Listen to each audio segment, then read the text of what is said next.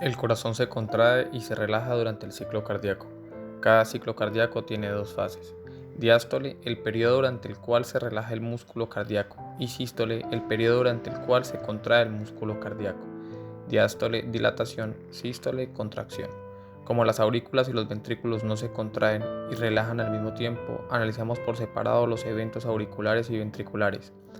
Al pensar acerca del flujo sanguíneo durante el ciclo cardíaco, recuerde que la sangre circula de una zona de presión más alta a una de presión más baja, y que la contracción aumenta la presión mientras que la relajación la disminuye. En este análisis, dividimos el ciclo cardíaco en las 5 fases mostradas. Corazón en reposo, diástole auricular y ventricular. Ingresamos al ciclo cardíaco en el breve momento en que tanto las aurículas como los ventrículos se están relajando. Las aurículas se están llenando con sangre de las venas y los ventrículos acaban de finalizar su contracción. A medida que se relajan los ventrículos, se abren las válvulas entre las aurículas y los ventrículos, y la sangre fluye por gravedad de las aurículas a los ventrículos. Los ventrículos relajados se expanden para alojar la sangre que ingresa. Finalización del llenado ventricular, sístole auricular. La mayor parte de la sangre ingresa en los ventrículos mientras las aurículas están relajadas, pero el último 20% del llenado se logra cuando se contraen las aurículas y empujan sangre hacia los ventrículos. La sístole o contracción auricular se inicia después de la onda de despolarización que barre las aurículas. El aumento de presión que acompaña a la contracción empuja la sangre hacia los ventrículos. Cuando aumenta la frecuencia cardíaca, por ejemplo durante el ejercicio, la contracción auricular desempeña un papel más importante en el llenado ventricular que en una persona en reposo. Durante la sístole auricular, un pequeño volumen de sangre refluye de manera forzada hacia las venas, porque no hay válvulas unidireccionales para bloquear el flujo retrógrado, aunque los orificios de las venas sí se angostan durante la contracción. Ese movimiento retrógrado de la sangre hacia las venas se puede observar como un pulso en la vena yugular de una persona normal acostada con la cabeza y el tórax elevado. Un pulso yugular observable en zonas más altas del cuello de una persona sentada en posición vertical es un signo de que la presión de la aurícula derecha es más alta que la normal. Al final, la sístole auricular, los ventrículos contienen el mayor volumen que tendrán durante todo el ciclo. Este volumen máximo se denomina volumen telediastólico porque se alcanza al final de la relajación ventricular. En el electrocardiograma, el impulso generado en el nodo sinoauricular produce despolarización y contracción auricular. La onda P en el electrocardiograma es el registro de esta despolarización auricular. El intervalo PQ es isoeléctrico, mientras que la onda de despolarización atraviesa lentamente el tabique atrioventricular. Esta pausa en la concentración es importante para permitir que los ventrículos se llenen completamente de sangre. En el fonocardiograma puede ocurrir un cuarto sonido que es el anormal y se asocia al final del vaciamiento auricular después de la contracción arterial. Puede observarse en casos de insuficiencia tricuspidea. Contracción ventricular temprana y primer ruido cardíaco.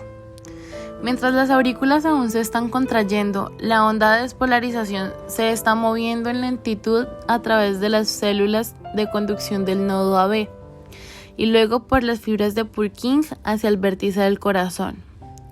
La sístole ventricular comienza ahí, cuando las bandas espirales de músculo empujan la sangre en dirección ascendente hacia la base. La sangre que empuja contra el lado inferior de las válvulas AB hace que éstas se cierren de manera que la sangre no puede refluir hacia las aurículas.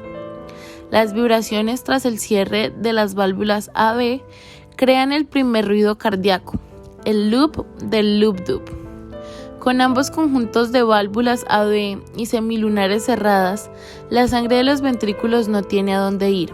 No obstante, los ventrículos continúan contrayéndose y empujando la sangre, del mismo modo en que usted al apretar un globo de agua con la mano. Esto es similar a una contracción isométrica, en la cual las fibras musculares generan fuerza sin movimiento.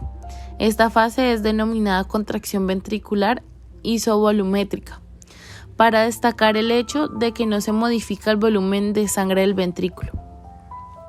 Mientras los ventrículos comienzan a contraerse, las fibras musculares auriculares se están repolarizando y relajando.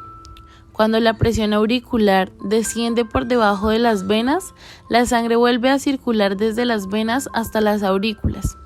El cierre de las válvulas AB aísla las cavidades cardíacas superiores e inferiores, lo que implica que el llenado auricular es independiente de los eventos que tienen lugar en los ventrículos. El electrocardiograma se caracteriza por la presencia del complejo QRS, que registra los vectores de despolarización ventricular desde el haz de His y el sistema de Purkinje. El fonocardiograma se caracteriza por la presencia del primer sonido debido a la turbulencia generada por la sangre al chocar con las válvulas AB. En la fase de la eyección ventricular se comprende cuando los ventrículos se contraen y generan suficiente presión para abrir las válvulas semilunares y empujar sangre a las arterias. La presión creada por la contracción ventricular se convierte en la fuerza impulsora del flujo sanguíneo. Entonces esta sangre de alta presión es obligada a ingresar en las arterias, lo que desplaza la sangre de baja presión que las llena y la hace avanzar por toda la vasculatura. Durante esta fase, las válvulas atriculoventriculares permanecen cerradas y las aurículas continúan llenándose, lo cual quiere decir que el corazón no se vacía por completo de sangre cada vez que el ventrículo se contrae. El volumen de sangre que queda en el ventrículo al final de la contracción se conoce como volumen telesistólico. En la gráfica podemos observar la contracción ventricular, la cual empuja la válvula tricúspide contra la aurícula y genera la onda C en la curvatura de presión auricular. También se observa la onda T en el electrocardiograma, la cual esta onda T marca el fin de la diástole ventricular en términos eléctricos. La relajación ventricular y el segundo ruido cardíaco. En este tenemos que al final de la eyección ventricular, los ventrículos comienzan a repolarizarse y a relajarse. Mientras que lo hacen, la presión ventricular va a descender. Una vez que la presión ventricular desciende por debajo de la presión de las arterias, la sangre comienza a refluir hacia el corazón. Este flujo retrógrado de sangre se llena a las cúspides similares a las copas de las válvulas semilunares y las junta en posición de cierre. Las vibraciones que se crean por este cierre de las válvulas semilunares es denominado como el segundo ruido cardíaco. Una vez que se cierran las válvulas semilunares, los ventrículos se van a transformar otra vez en cavidades selladas. Las válvulas atrioventriculares van a permanecer cerradas porque la presión ventricular, aunque es descendiente, todavía es más alta que la presión auricular. Este periodo se denomina relajación ventricular isovolumétrica porque no se modifica el volumen de sangre de los ventrículos. En el electrocardiograma está finalizando la onda T, la cual marca la onda de repolarización ventricular. En el fonocardiograma vemos en la imagen que se muestra un ruido, el cual es el segundo ruido. Este se produce por el flujo turbulento de la sangre, pues a consecuencia del cierre de las válvulas aórtica A2 y pulmonar P2. Normalmente A2 precede a P2 y es más evidente durante la inspiración.